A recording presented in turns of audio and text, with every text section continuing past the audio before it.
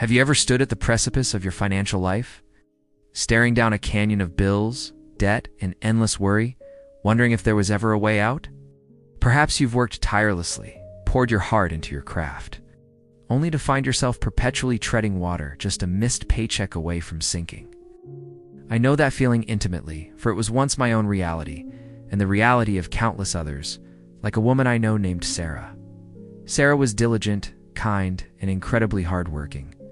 She held down 2 jobs, always showing up early, staying late, yet her bank account seemed to mock her efforts. Every month was a frantic scramble, a desperate juggling act between rent, utilities, and the ever-present specter of unexpected expenses. It felt like her mind had become a prison, built brick by brick from fear and scarcity. She saw opportunities pass her by, not because she lacked talent or drive, but because her financial state dictated her choices, whispering limitations into her ear like a constant draining refrain. Her desk at home was a testament to her financial life, a chaotic landscape of unopened envelopes, past due notices, and half-hearted budgets that never quite stuck. She tried every trick in the book, cutting coupons, skipping luxuries, but nothing truly shifted the needle. It was as if the universe itself was repelling any financial blessing, simply because her world was steeped in disarray. She yearned for more than just survival. She craved freedom, the ability to breathe, to dream, to contribute. What Sarah, and perhaps many of us, failed to grasp was that the true currency of lasting prosperity isn't just cash. It's something far more profound, something that buys everything else: wisdom. The path to transforming her financial prison into a palace wasn't about earning more money initially, but about cultivating a different way of thinking, a different way of living. And her journey, much like ours, was about to begin with a radical shift in perspective. A realization that the answers lay not in the world's fluctuating markets, but in timeless principles.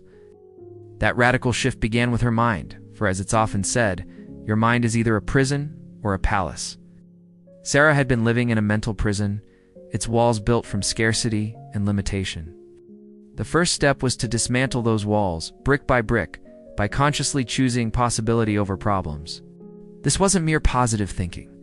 It was internalizing that abundance was available to her, requiring her to take command of her thoughts and actions.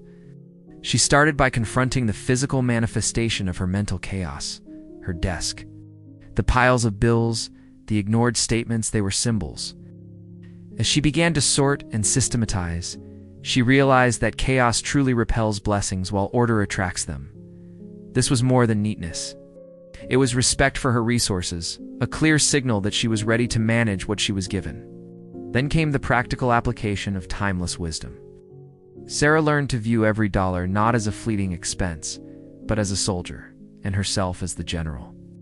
She adopted the Acts of October 80 rule: 10% for tithing, 10% for saving, and 80% for living.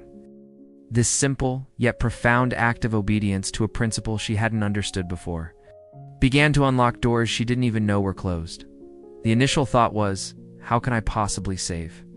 But the wisdom suggested that because she barely had enough. This discipline was even more crucial. To make it sustainable, she embraced automation, the secret weapon of the rich. She set up automatic transfers for her tithe and savings, ensuring these vital soldiers were deployed correctly before she even saw the rest. This removed emotional decision-making, transforming a daunting task into a seamless habit.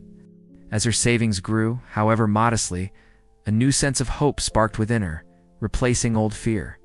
This wasn't just about money, it was about faith in a process, a belief that consistent, disciplined action, guided by wisdom, would yield fruit. The initial discomfort was quickly overshadowed by the quiet satisfaction of taking control. She was no longer just a passenger. She was firmly in the driver's seat, ready to navigate towards a destiny of true freedom and purpose. As Sarah consistently applied the X of October 80 rule and embraced automation, something profound began to shift.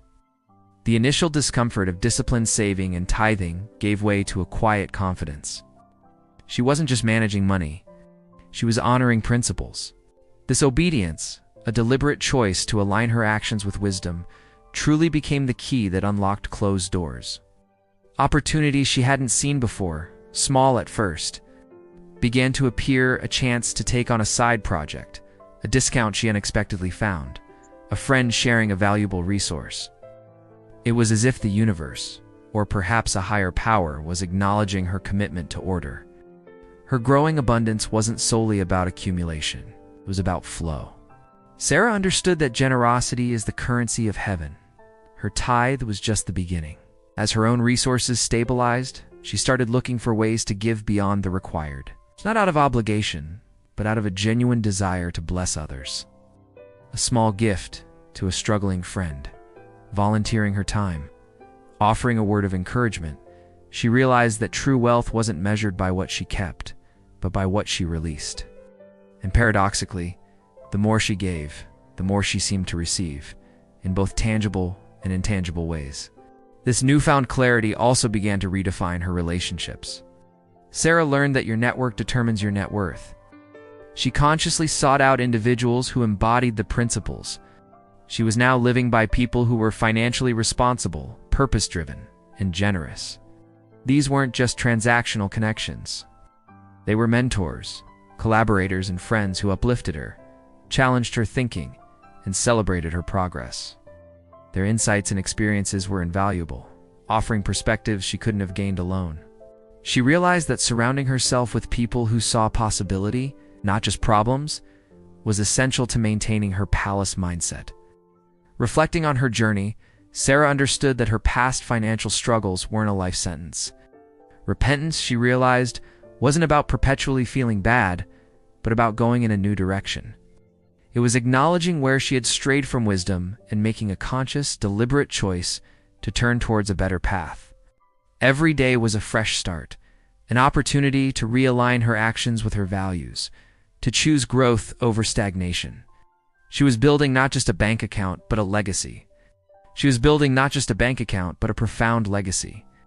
Sarah understood deeply that wealth without purpose is poverty with a better view. Financial freedom wasn't an end, but a powerful means to a life of meaning and contribution. True prosperity, she realized, was about doing more, being more. Her purpose then crystallized. With finances in order, mind liberated from scarcity, and heart open to generosity, she was drawn to initiatives uplifting her community.